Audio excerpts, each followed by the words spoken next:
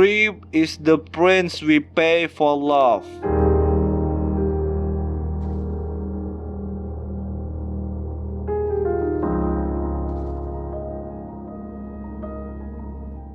I declare before you all that my whole life, were it to be long or short, shall be devoted to your service and the service of our great imperial family to which we all belong.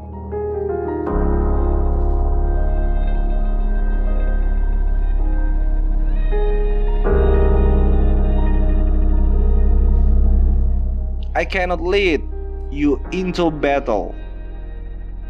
I do not give you laws or administer justice, but I can do something else.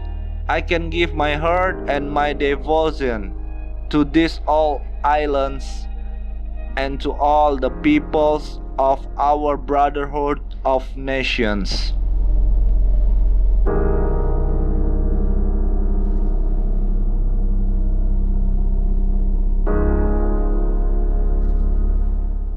I know of single formula for success, but over the years I have observed that some attributes and leadership are universal and are often about finding ways of encouraging people to combine their efforts, their talents, their insights, their intuition, and their inspiration to work together.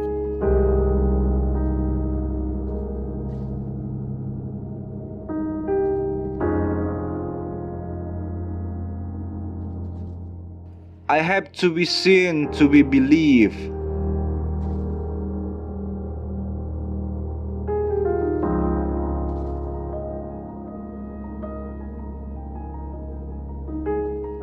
It's all to do with the training. You can do a lot if you are properly trained.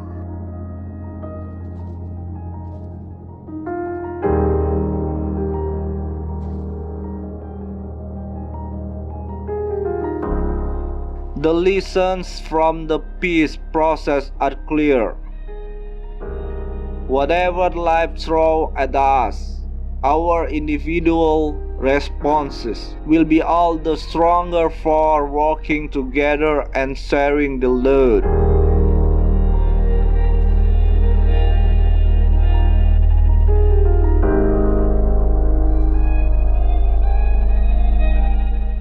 I have in sincerity pledged myself to your service, as so many of you are pledged to mine.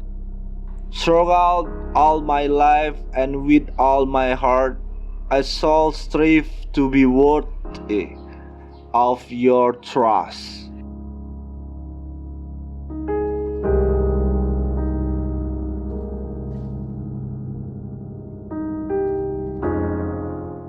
Therefore, I am sure that this, my coronation, is not the symbol of a power of splendor that gone, but a declaration of our hopes for the future, and for the years I may, by God's grace and mercy, be given to reign and serve you as your queen.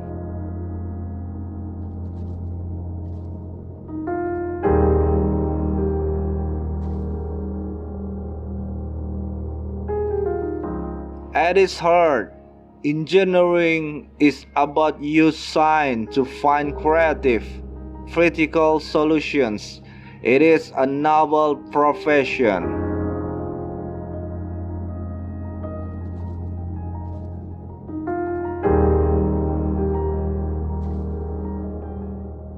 To what greater inspiration and console can we turn that to imperishable truth to be found in this treasure house, the Bible?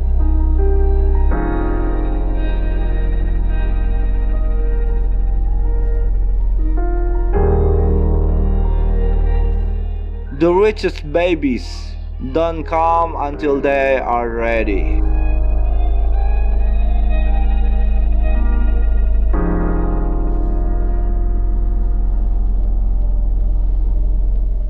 The upward course of a nation's history is due, in the long run, to the soundness of heart of its affluent man and woman.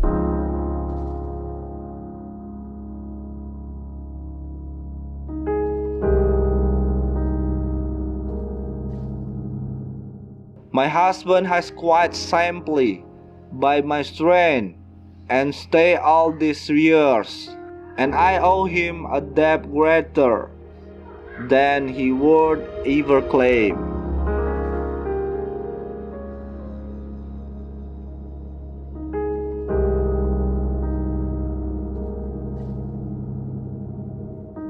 I have behind me not only the splendid tradition and the annals of more than 1,000 years, but the living strength and majesty of the Commonwealth and Empire, of societies all anew, of lands and races different in history and origins, but all, by God's will, united in spirit and in aim.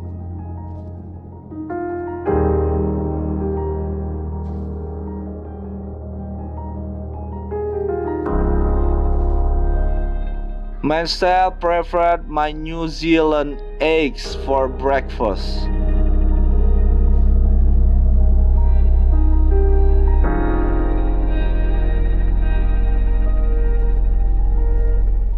We lost the American colonies because we lacked the statesmanship to know the right time and the manner of yielding what is impossible to keep.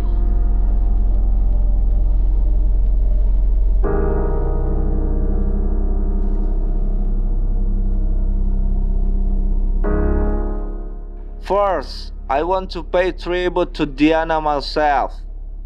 She was an exceptional and gifted human being.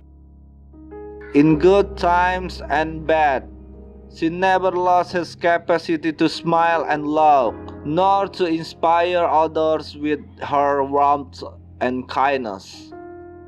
I admire and respect her for her energy and commitment to others, and especially for her devotion to her two boys.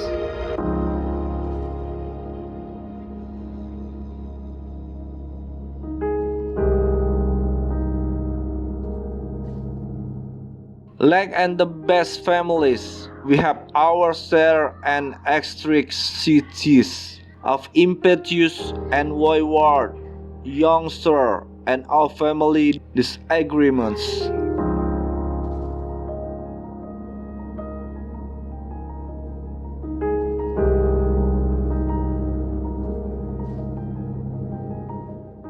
To all those who have suffered as a consequence of our trouble, first I extend my sincere trust and deep sympathy. With the benefit of historical hindsight, we can all see things which we would wish had been done differently or not all.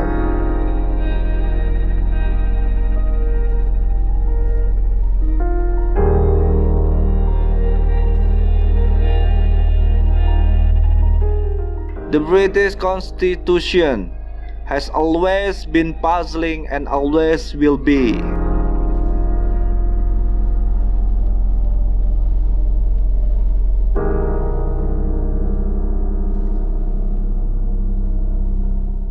In remembering the appalling suffer of war on both sides, we recognize how precious is the peace we have built in Europe since 1645.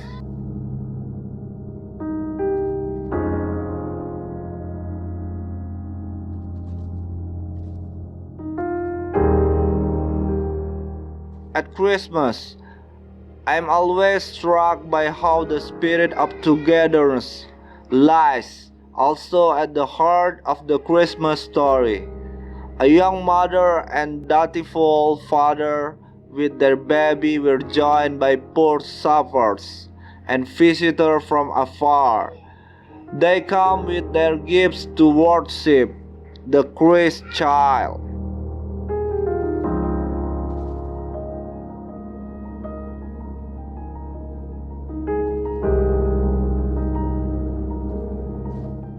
No one who knew Diana will ever forget her.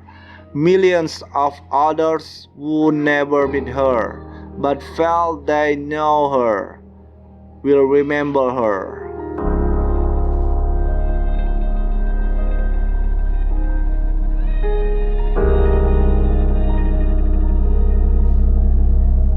I have been aware all the time that my peoples spread far a wide throughout every continent and ocean in the world, were united to support me in the task to which I have now been dedicated with such solemnity.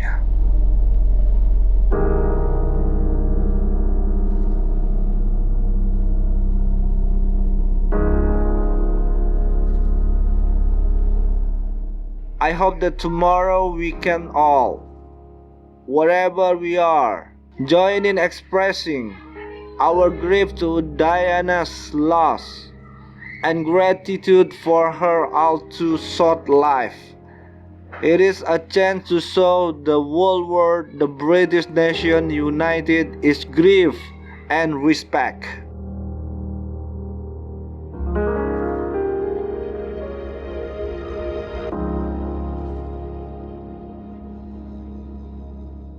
For many, Christmas is also a time for coming together, but for others, service will come first.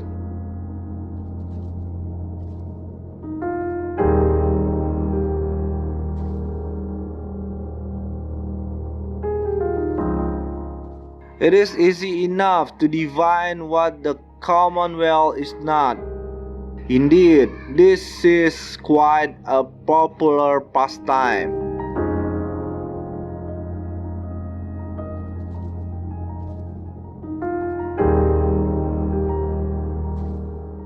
The events that I have attended to mark my Diamond Jubilee have been a humbling experience.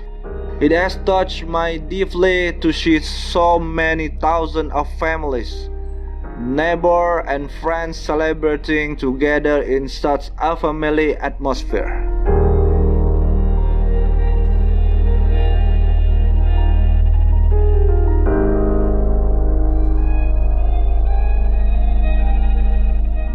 Madam President, speaking here in Dublin, Castile, it is impossible to ignore the weight of history, as it was yesterday when you and I light wills at the Garden of Remembrance.